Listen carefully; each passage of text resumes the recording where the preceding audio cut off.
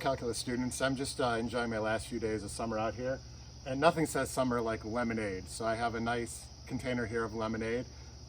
Lemonade is great. I mean, it really brings out that summertime feeling. It also reminds me of Beyonce. Beyonce's a great singer, and it shockingly reminds me of Rate of Change. And so what I have here is a 14-ounce cup. Why I know that, it's not really a concern of you right now. And I'm just going to pour myself a glass of lemonade and enjoy some here out on my deck. So let me take that. Notice there is nothing in here right now. Let's just call that time equals 0 right now. I'm going to be filling my cup.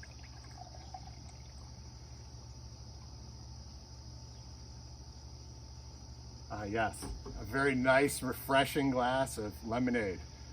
Notice that it's almost completely full here. It looks like there's probably about 12 ounces in this glass right now.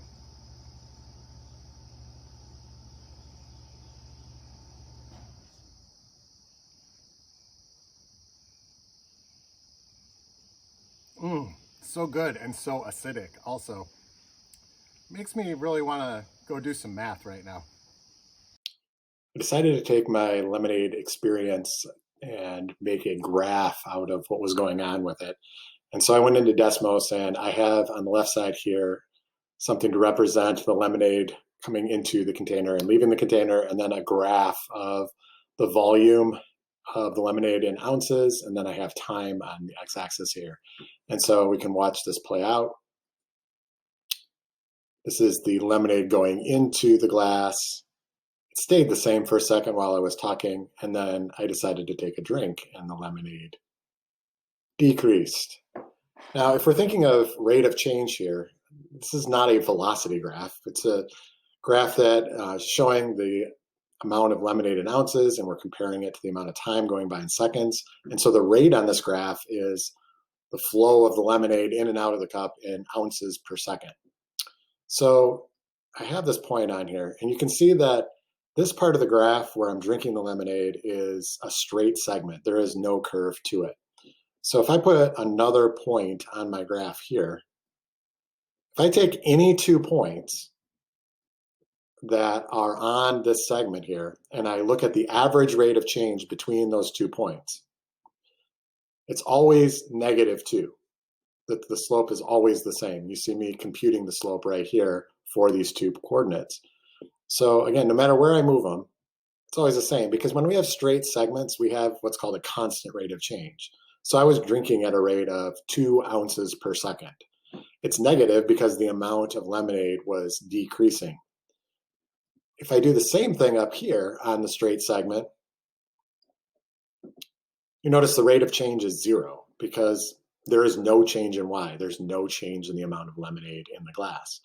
Where it gets a little bit interesting, or actually a whole lot more interesting than the straight graphs, here I have a little bit of a curve to the graph, and so you can see that the slope of the graph here is not as steep as the slope of the graph over here. So if I move my 2 points over to this side, I can see that the rate of change is changing as I move those points along. You notice that number is not the same anymore because we no longer have a constant rate of change. So our challenge then becomes, how do we figure out what the rate of change is at each individual point along the way? When we have 2 points like this, we call it an average rate of change, or we could draw a secant line through the 2 points.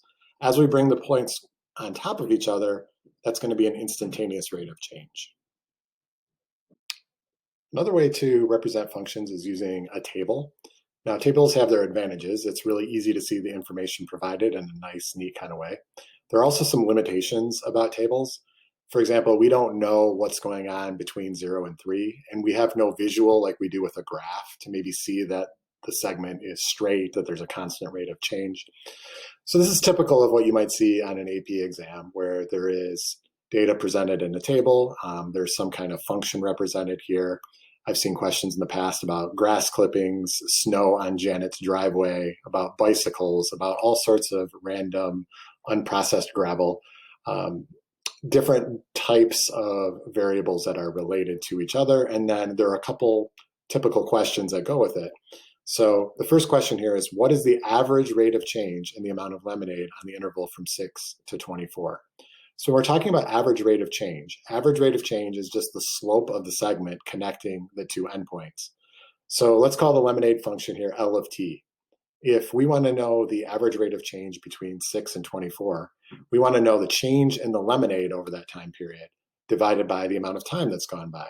So we want to know how much lemonade there was at 24 minus the amount of lemonade there was at 6. So from 6 to 24, the lemonade has gone down by 10. That's this negative 10 on top. The amount of time that's gone by is 18 seconds from 6 to 24, and that's the bottom part of our fraction.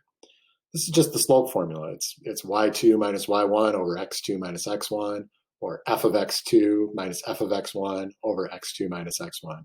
It's change in y over change in x. Okay, so that's what's happening with average rate of change. I'm just taking the 2 points and I'm basically finding the slope between them. In terms of units, we have ounces on top and we have seconds on the bottom. And so our overall unit for the average rate of change here is ounces per second, or there's negative 5/9 of an ounce per second. The second type of question asks you to estimate an instantaneous rate of change. An instantaneous rate of change would be a rate of change at a specific time. Now, again, we have no idea what's going on between 16 and 24. And so the best that we can do here with our estimation is assume that there is a linear relationship here between 16 and 24, that we're going to make an assumption, and it might be a bad assumption, that there is a constant rate of change. So notice there's no 20 on the table. So if we're finding the rate of change, if we're estimating the rate of change at a specific point, we're going to take the values that are closest to the 20 on either side. So 16 is the closest one to the left, 24 is the closest one to the right. We're going to figure out what the average rate of change is between those 2 points, and we're going to use that as an estimate for what the rate of change is at 20. Overall, though, here what we're talking about is a difference, again, between average rate of change. Average rate of change takes place on an interval. So there's a starting time and an ending time, and we're coming up with that average rate of change by finding the slope between those 2 points. Instantaneous rate of change is what is the rate at that specific time. So at 20 seconds, how fast was that lemonade being consumed? Okay. The best that we can do for a table type problem when we're talking about instantaneous rate of change is to approximate it by using the 2 values that are closest to the one that we are trying to figure out. So we've taken a look at what average rate of change is all about in terms of a graph, and a basic understanding that if we have straight segments, that's going to represent a constant rate of change. Little points like if a graph has a positive slope, if it's increasing, then we say that it has a positive rate of change. If it is horizontal, then it has a rate of change of 0.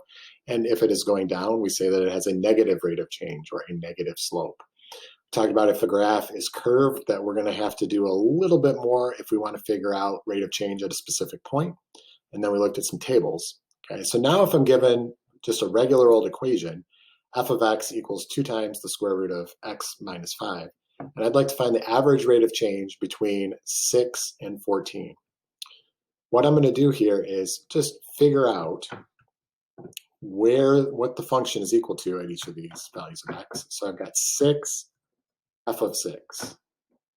And shows me here that f of 6 is equal to 2. Now I could get that by putting 6 in here for x. 6 minus 5 is 1. Square root of 1 is 1, and then 2 times 1 gets me the 2. We do the same thing for 14, and I can find that at 14, my function is equal to 6. If I'm looking for the average rate of change, I'm looking for the slope of the line that goes through these 2 points. So to find that slope, I'm just going to do my change in y, which is 6 minus 2, and I'm going to divide that by my change in x, which is 14 minus 6. It tells me that the slope there is 0.5. So the average rate of change from x equals 6 to x equals 14 is 0.5. I could visualize that with a line that goes through those points. Using a little point slope form, I got y minus 2 equals 0.5 times x minus 6. Now, where am I getting the 6 and the 2 from? Right here. These are my x and y's. And then the 0.5 is my slope. And I can change colors on this just to make it a little bit easier to distinguish from the graph. Okay, so the slope of this line right here is 0.5. It's my average rate of change. Now, what if I wanted to make something where the rate of change was changing itself based on where my point was, where my second point was on the graph. So I'm going to change this up a little bit here.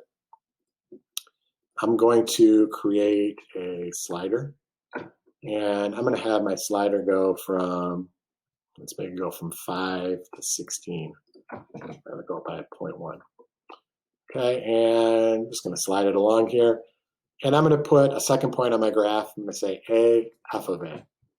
So whatever value my slider is, Desmos is going to take that, put it into the function, and tell me what the point is, what the y value is equal to at that particular value of a. And I can put it on the screen here. Now, if I wanted to find the average rate of change between 6 f of 6 and a f of a, my average rate of change, which I'm going to call m for slope, I'm going to do f of a minus f of 6, so that's still my change in y. I'm going to divide that by whatever my a is, minus 6. So this is going to give me the average rate of change between 6, 2, and this point, no matter where that point ends up going. So as I slide it, my rate of change is changing. I can use my 6, 2 and the slope, create a line that goes through those 2 points. That's always going to have a slope that is representative of the rate of change. And so when I slide this along, it's not only changing my rate of change, but it's drawing that line with it. Now we notice that as we bring these 2 points closer and closer together, we can kind of zoom in on the graph to see this. That line between the 2 points gets closer and closer to representing what the actual curve is all about. If I bring it all the way down to 6, at 6 it's undefined, which makes sense because if a is equal to 6, I now have a denominator of 0. And so it's not allowing me to find the average rate of change between a point and itself. That becomes an instantaneous rate of change kind of problem. And it starts getting into talking about limits, which is the next thing that we're going to be going over together here. So this is an overview of what average rate of change looks like on graphs, tables, and using an equation. It also gives us a little bit of a peek into what instantaneous rate of change is going to be about and how we're going to have to work a little bit harder to compute that.